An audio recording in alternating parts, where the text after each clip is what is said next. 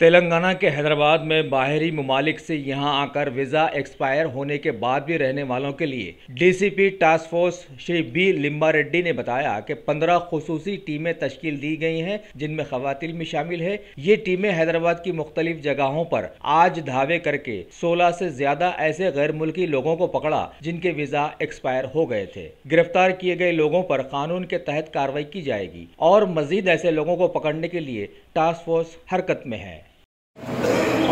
Teams जो भी foreign nationals overstay है, मतलब वीज़ा एक्सपायर हो गए, रिन्यूअल नहीं करा लेके जो इलीगली यहाँ रह रहे, उन लोगों को आइडेंटिफाई करके एक 15 टीम बनाए हमारा टास्क फोर्स है। और एक एक टीम में वुमेन कॉन्सल्स भी है, वैसी FRRO के ऑफिशियल्स भी, इसमें इमिग्रेशन ऑफिशियल्स को भी रखे।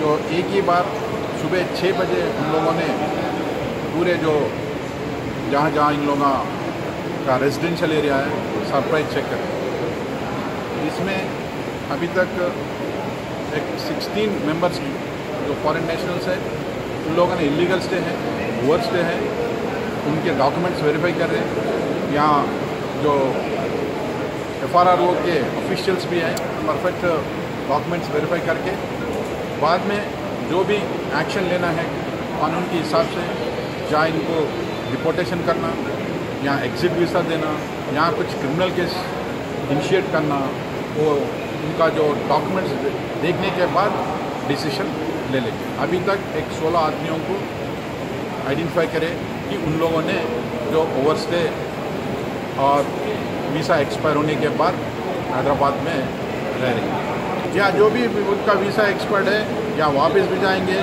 या जैसे या फॉरेन नेशनल एक्ट है, फॉरेनर्स एक्ट है, फॉरेनर एक्ट के हिसाब से कोई केस लगाना, पूरा डॉक्यूमेंट्स वेरीफाई करने के बाद ये डिसीजन लेंगे।